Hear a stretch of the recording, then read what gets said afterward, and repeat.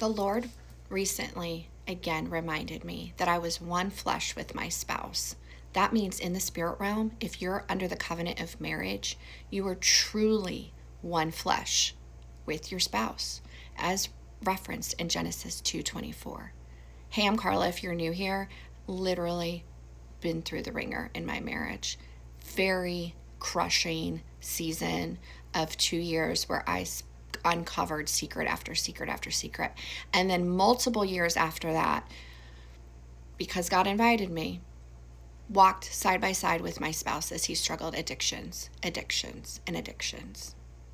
who was suffering in the middle of that? Me. I was suffering.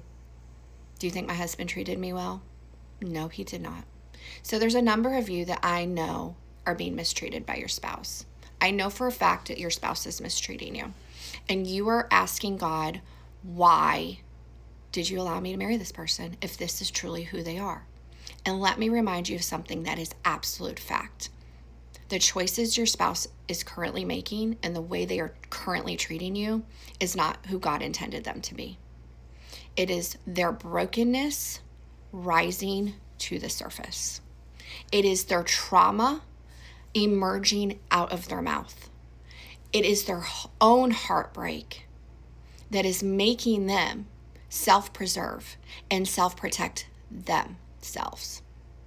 You cannot pour from an empty cup. If you see that your spouse is struggling, you have two choices. Understand it has nothing to do with you. You're just triggering the trauma.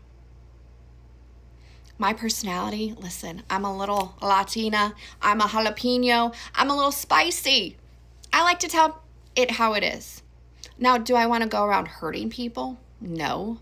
But in my natural, most God-given state, I'm just a blunt truth teller. And some people cannot handle it. And that's okay. I'm okay with that. But when you're married to me, I'm not going to just sit there and accept dysfunction. I'm going to call it out, tell you how it is, and say God is the only answer. And my spouse did not like that many times over. The demons in him did not like that. They wanted him to stay stuck in addictions. They wanted him to stay stuck under the umbrella of trauma. And I called it out straight to their faces. We do not fight against flesh and blood. It was not me against my spouse. And so what God is asking you to do right now is to understand that your spouse is not mistreating you because of you.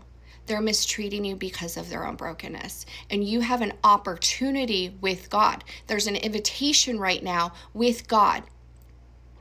You can either choose to walk away, which I don't believe is honoring God at all. And now I'm not talking about physical abuse. If you fear for your life, you should go get in a safe place. I'm not talking about physical abuse, but I am talking about mistreatment. Because the truth is, you've probably mistreated your spouse in reaction to their mistreatment. I know I did.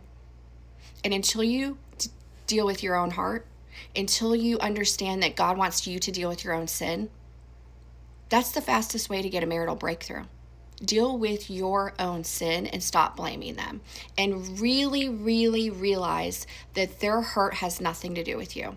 And you know what? I created a PDF. It's in my storefront on my profile where this is actual things I did to help me while I was waiting for a breakthrough in my marriage.